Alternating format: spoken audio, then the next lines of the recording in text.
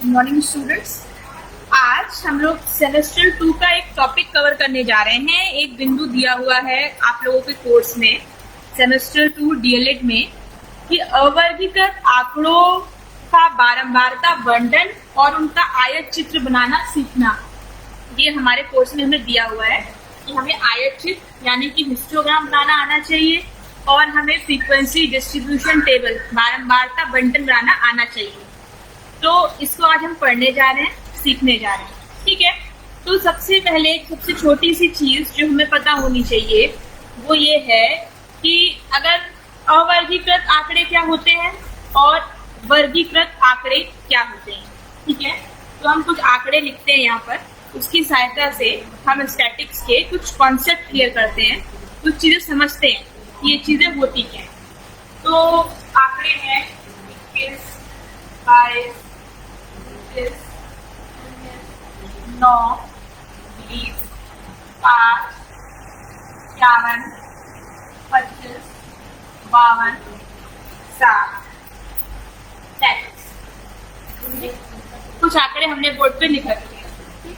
ये आंकड़े हमारे अवर्गीकृत आंकड़े हैं क्योंकि इनका कोई वर्गीकरण नहीं है। कहीं पे 21 लिखा है तो कहीं पे 5 लिखा है, फिर 51 लिखा है, फिर 25 लिखा है। हम इससे कोई निष्कर्ष नहीं निकाल सकते हैं। तो इस तरीके का आंकड़ा जिसका कोई वर्ग ना हो, जिसका कोई कैटेगराइजेशन ना हो, ऐसे आंकड़ों को, ऐसे डाटा को हम क्या कहते हैं, अनग्रुप्ड डाटा बोलते हैं इंग्लिश में, और हिंदी में बोलते हैं अवर्गीकृत डाटा। ठीक है, तो जो हमें अवर्गीकृत दिया हुआ है, अगर हमें इसकी फ्रीक्वेंसी डिस्ट्रीब्यूशन टेबल बनानी है, इसका बारंबारता बंटन बनाना हो, तो हम कैसे बनाएंगे ये हमें सीखना है। सबसे पहले एक छोटा सा कॉन्सेप्ट होता है परिसर। क्या होता है? परिसर, रेंज बोलते हैं इंग्लिश में। परिसर, रेंज। तो परिसर क्या होता है कि अगर हमारे सामने कोई भी डाटा दिया हुआ है, ठीक है, कोई भी क्या दिया हुआ है, डाटा दिया हुआ है, अवर्गीकृत डाटा दिया हुआ है, ठीक है, और हमसे पूछा जा रहा है कि इस अवर्गीकृत डाटा का क्या पता होना चाहिए, हमें परिसर बताना है। तो परिसर होता क्या है? तो उस पूरे अवर्गीकृत डाटा में क्या होगा, एक सबसे छोटी संख्या होगी और एक सबसे बड़ी संख्या होगी। तो इसमें अगर हम ध्यान से देखें तो सबसे छोटी संख्या है 5, ठीक, और सबसे बड़ी संख्या है 7। ठीक, तो जब हम सबसे बड़ी संख्या में से सबसे छोटी संख्या को हटा देंगे तो हमें क्या मिलेगा, उस दिए हुए डाटा का परिसर पता चल जाएगा, उस दिए हुए डाटा का रेंज पता चल जाएगा। तो सबसे बड़ा है, बड़ी संख्या है 7, इसमें से हम किसे घटा देंगे, 5 को घटा देंगे, तो हमें यहाँ पे मिलेगा 55। तो इस दिए हुए अवर्गीकृत डाटा का जो रेंज है, जो परिसर है, वो 55 है। मतलब कि अगर हमें कोई भी डाटा दिया हुआ है, तो उसका हमें परिसर निकालने के लिए अगर क्वेश्चन में पूछा जा रहा है, हमसे प्रश्न पत्र में आ गया है, इसकी रेंज निकालिए या परिसर निकालिए, तो उसका सबसे बड़ा वाला फिगर ले लेंगे और सबसे छोटा फिगर ले लेंगे। तो सबसे बड़ी वैल्यू होगी वो और जो सबसे छोटी वैल्यू होगी वो, ठीक है, और उस सबसे बड़ी वाली वैल्यू में से सबसे छोटी वैल्यू को घटा देंगे। तो हमें क्या मिल जाएगा, उस दिए हुए डाटा का परिसर मिल जाएगा, रेंज मिल जाएगा। ठीक है, तो ये छोटा सा कॉन्सेप्ट है, हमें सीखना है। क्या सीखना है? हमें जो सीखनी है वो है बारंबारता बंटन बनाना सीखना है, यानी कि फ्रीक्वेंसी डिस्ट्रीब्यूशन टेबल बनाना हम सीखना चाहते हैं, कैसे सीखेंगे। ठीक है, तो फ्रीक्वेंसी डिस्ट्रीब्यूशन टेबल बनाने के लिए हमें जिन चीजों की आवश्यकता होगी वो, उसमें सबसे पहली संख्या है वर्ग। ठीक है, वर्ग यानी कि इंटरवल। ठीक, उसके बाद हम टैली मार्क लगाएंगे। ठीक है, टैली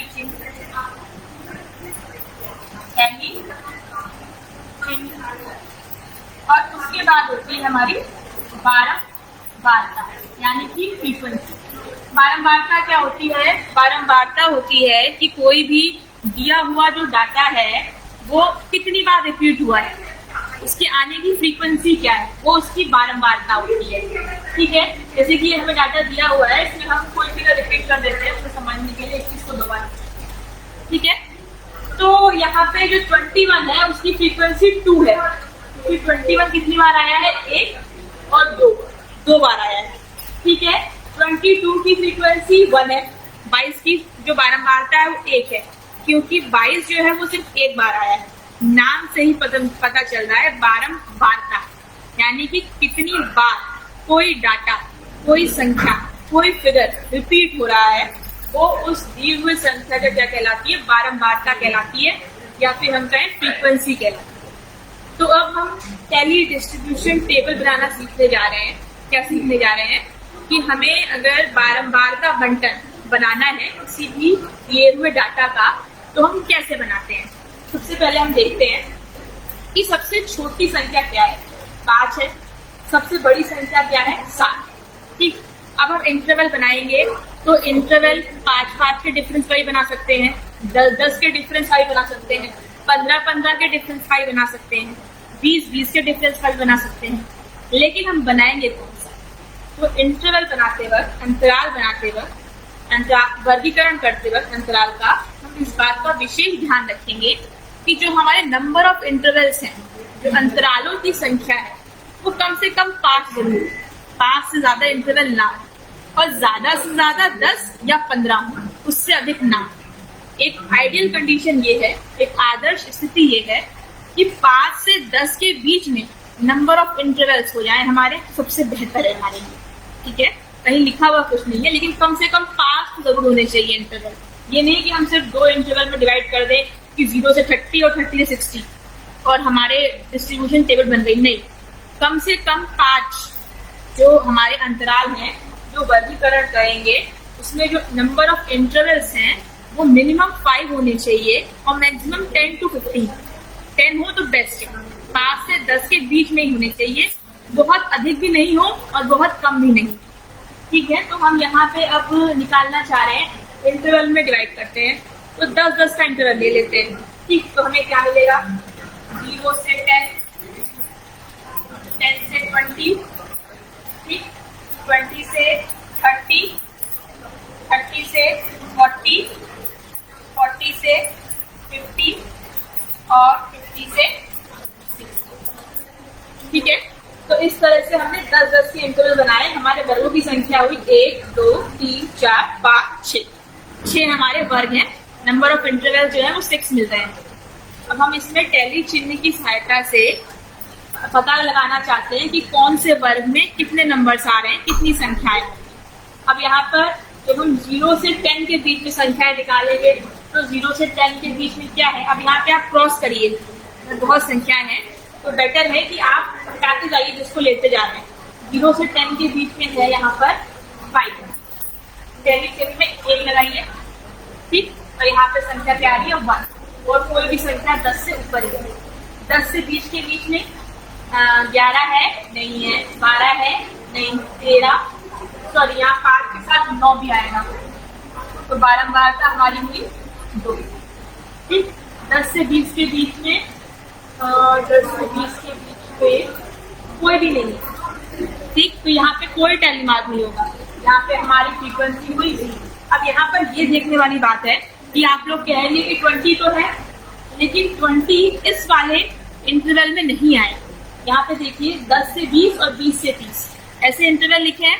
तो जो अपर लिमिट होती है, इसमें 2 लिमिट होती है इंटरवल की, एक लोअर लिमिट होती है, एक अपर लिमिट होती है। एक क्या होती है कि हमारा निम्न सीमा होती है और एक उच्च सीमा होती है। तो जो उच्च सीमा होती है वो उस अंतराल के अंदर गिनी नहीं जाती है। जैसे कि इस केस में 20 है, तो अगर यहाँ पे हमारा 20 आ रहा है तो उसका टैली चिन्ह यहाँ नहीं लगेगा, उसे यहाँ इस इंटरवल में काउंट नहीं किया जाएगा, उसे अगले वाले इंटरवल में काउंट किया जाएगा, अगले वाले इंटरवल में गिना जाएगा, अगले अंतराल में आएगा। तो यहाँ पे कोई भी नहीं है।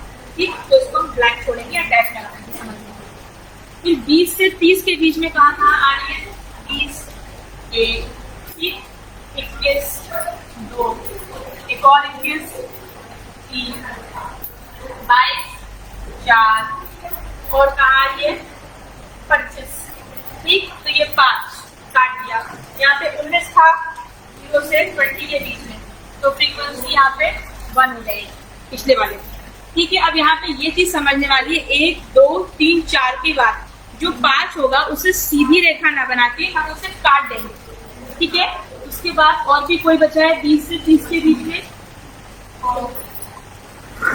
29 1 और कोई भी नहीं, तो 5 और 1 6, इसकी फ्रीक्वेंसी है 6। इसी तरीके से हम 30 से 40 के बीच की फ्रीक्वेंसी निकालेंगे। 30 से 40 के बीच में कौन सी है? 35, फ्रीक्वेंसी 1। ठीक है, 40 से 50 के बीच में कोई भी नहीं है, और 50 से 60 के बीच में 52 फ्रीक्वेंसी है। तो अब यहाँ पे ये ध्यान देने वाली है, जो 60 है वो यहाँ पर नहीं आएगा, हमें अगले इंटरवल की जरूरत पड़ेगी 60 to 70, जिसमें हमारा आखिरी वाला है जो बारंबारता आएगी। अगर हमें चेक करना है कि हमारी फ्रीक्वेंसी डिस्ट्रीब्यूशन टेबल सही बनी है, हमारा बारंबारता बंटन सही है, तो जो ये फ्रीक्वेंसी है इनको हम जोड़ लेंगे। 2 1 3 6 9 7 9 10 11 12 13, जितने यहाँ पे संख्याओं की संख्या होगी 1 2 3 4 5 6 7 8 9 10 11 12 13, इन बारंबारता को जोड़ने पर हमें उतनी ही संख्या मिलेगी। यानी कि अगर हमारी फ्रीक्वेंसी डिस्ट्रीब्यूशन टेबल बिल्कुल सही बनी है, क्योंकि क्या होता है कि बहुत सारा डाटा हमारे सामने लिखा होता है, ये तो मैंने 13 ही संख्याएं ली है, कई बार 50-60 संख्याएं भी लिखी होती हैं, और हम एक आध फ्रीक्वेंसी कहीं पे गिनना भूल जाते हैं। तो उसका तरीका ये है कि आखिरी में जब हमारी पूरी टेबल हमने बना ली है, तो आप सारी फ्रीक्वेंसीज को ऐड करके देख लीजिए। ऐड करने पर जितनी संख्या यहाँ पे लिखी होगी वही आएगा। जैसे कि यहाँ पे 13 संख्याएं है, तो जो बारंबारता है उसको आप जोड़िए, आपको 13 मिल रहा है, 30 मिलेगा। तो ये तरीका है हमारा। क्या ये हमने क्या सीखा बनाना? बारंबारता बंटन कैसे बनाना है ये हमने सीखा है। ठीक है, बारंबारता बंटन के साथ एक दूसरा छोटा सा टॉपिक और है, वो है हमारा आयत चित्र, हिस्टोग्राम। ठीक है, वो भी हम बनाना सीख लेते हैं कि आयत चित्र कैसे बनाया जाएगा। अगर हमें कोई डाटा देने में दिया हुआ है तो उसमें हम आयत चित्र या हिस्टोग्राम कैसे बनाएंगे। ठीक है, पहली बात तो ये है, सबसे इम्पोर्टेंट बात, कि आयत चित्र बनाने के लिए हमें ग्राफ पेपर की आवश्यकता होती है। अगर एग्जाम में आएगा तो आप ग्राफ पेपर लेकर ही बनाएंगे। ठीक है, ये एक तरीका है ये बताने का कि हमारे पास अगर कोई डाटा दिया हुआ है तो उसे हम ग्राफ पेपर पर किस तरह से रिप्रेजेंट कर सकते हैं, किस तरह से दर्शा सकते हैं। ठीक है, तो उसके लिए हम हिस्टोग्राम बनाते हैं, आयत चित्र बनाते हैं।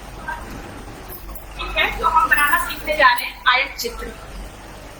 आयत चित्र, हिस्टोग्राम।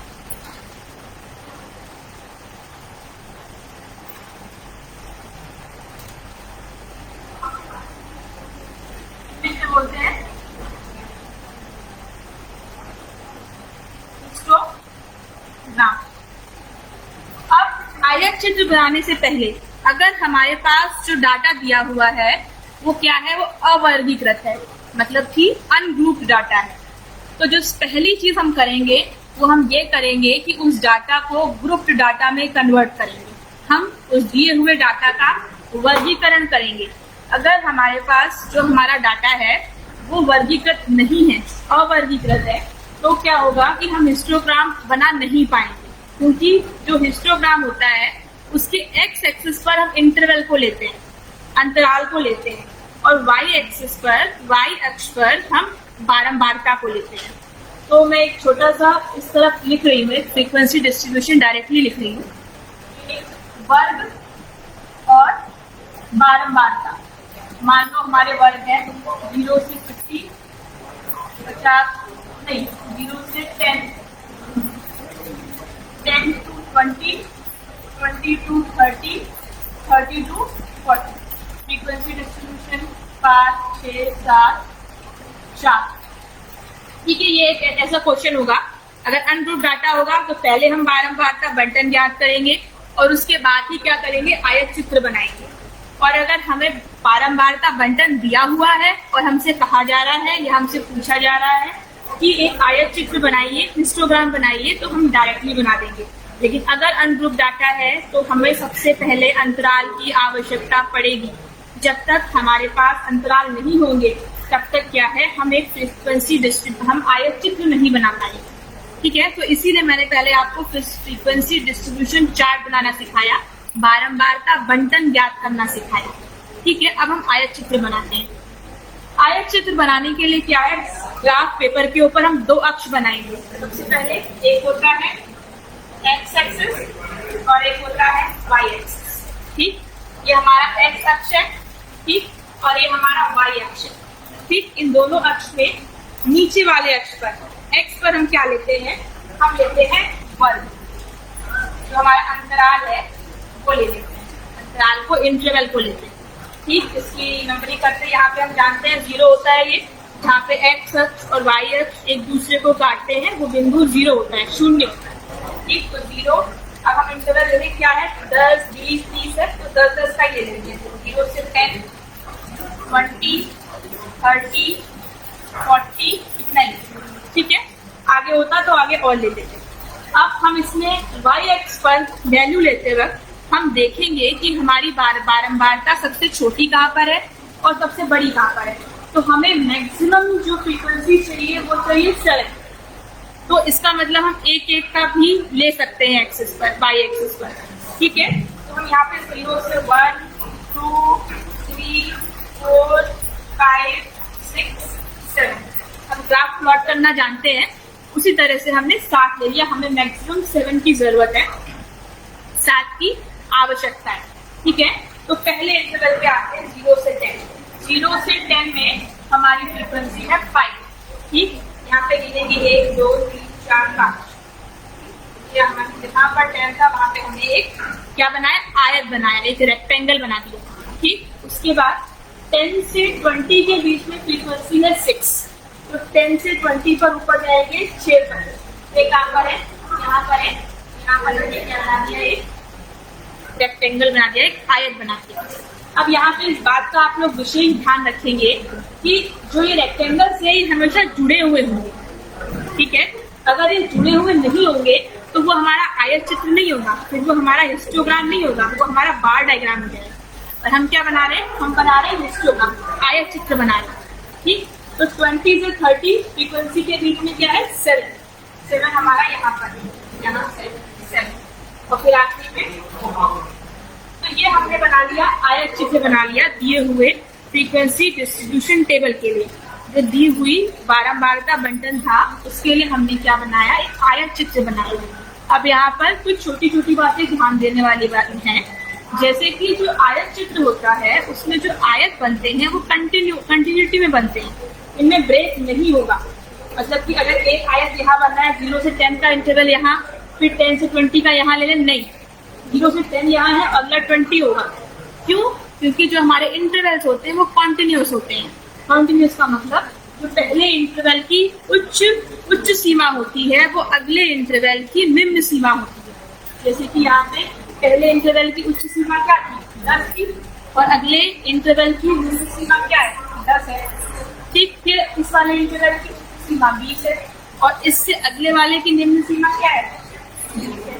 ठीक, इसी तरीके से इस वाले इंटरवल की अगर हम बात करें तो इसकी अपर लिमिट 30 है और इससे अगले की लोअर लिमिट 30 है। तो इस तरह से जो इंटरवल्स होते हैं, जो वर्ग होते हैं, वो क्या होते हैं, कंटिन्यूएशन में होते हैं।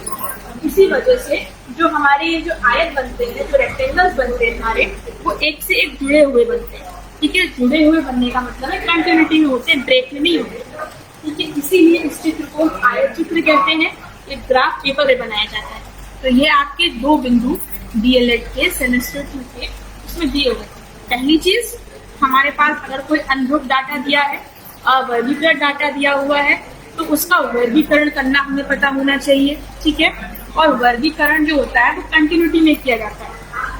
ठीक है, जो वर्गों की संख्या होगी वो कम से कम 5 जरूर हो। इस तरह से वर्गीकरण करिए कि कम से कम नंबर ऑफ इंटरवल्स हमारे पास 5 जरूर आए। उसके बाद इस चीज का विशेष ध्यान रखिए कि जो हमने इंटरवल्स बनाए हैं उनमें जो दिया हुआ डाटा है उसका हर एक संख्या कवर होनी चाहिए। ऐसा नहीं है कि हमने इंटरवल 60 तक लिया और हमारे पास 65 भी एक संख्या थी जो रह गई डाटा इंटरवल में आने से, जो किसी इंटरवल में नहीं आ रही है। ऐसा नहीं होना चाहिए। दूसरी और तीसरी बात यह है कि अगर हम वर्गीकरण कर रहे हैं, ठीक है, हम डाटा को ले रहे हैं, डाटा का वर्गीकरण कर रहे हैं, तो इस बात का भी विशेष ध्यान रखिए कि एक जो डाटा होगा, जो एक डाटा होगा वो एक ही इंटरवल में आएगा। मतलब अगर 19 है तो वो किसी एक इंटरवल में ही आ रहा होगा। ऐसा नहीं हो सकता कि 19 है या 19 है या कोई भी संख्या हमारी है वो एक से अधिक इंटरवल में आए। अगर कोई डाटा एक इंटरवल में आ गया है, एक वर्ग में आ गया है, तो वो उसी में आएगा, तो दूसरे में आना संभव नहीं है। ठीक है, तो ये चीजें आवश्यक है बारंबारता बंटन के लिए। और बारंबारता बंटन आवश्यक है आयत चित्र बनाने के लिए। अगर हमारे पास अनग्रुप डाटा है, तो डाटा है वो ग्रुप में नहीं है, तो हम हिस्टोग्राम नहीं बना सकते, एक आयत चित्र नहीं बना सकते। एक आयत चित्र बनाने के लिए ये मस्ट है कि हमारे पास एक फ्रीक्वेंसी डिस्ट्रीब्यूशन टेबल होनी चाहिए, एक बारंबारता बंटन होना चाहिए। तो आपके जो क्वेश्चन बन सकते हैं वो 3 तरीके से बन सकते हैं। ये कि आपके पास अनग्रुप डाटा है और आपको क्या बनाना है, आयत चित्र बनाना है। तो वहां पर आप लोग इस बात का विशेष ध्यान रखेंगे कि पहले आप लोग एक बारंबारता बंटन ज्ञात करेंगे, एक फ्रीक्वेंसी डिस्ट्रीब्यूशन टेबल ज्ञात करेंगे, उसके बाद आप क्या बनाएंगे, आयत चित्र बनाएंगे। और अगर आपको दूसरे तरह का क्वेश्चन ये बनता है कि आपको बकायदा बारंबारता बंटन दिया हुआ है और आपसे कहा जा रहा है कि आयत चित्र बनाइए, तो आप ग्राफ पेपर लेंगे और आयत चित्र बना देंगे। तीसरे तरीके का क्वेश्चन ये बनता है कि आपके पास अनग्रुप डाटा है, अवर्गीकृत डाटा है और आपसे कहा जा रहा है कि आप बारंबारता बंटन ज्ञात करिए, तो आप बारंबारता बंटन ज्ञात कर सकते हैं। ठीक है, तो ये सेमेस्टर 2 का डीएलएड का एक टॉपिक था जो आज हमने कवर किया, समझने की कोशिश की इसकी अवधारणा को कि एग्जैक्टली टॉपिक क्या है और कॉन्सेप्ट क्या है। ठीक है, इसमें आप डीएलएड के क्वेश्चंस सॉल्व करिए, समझिए, पढ़िए और अगर आपको कोई परेशानी हो तो प्लीज आप पूछ सकते हैं।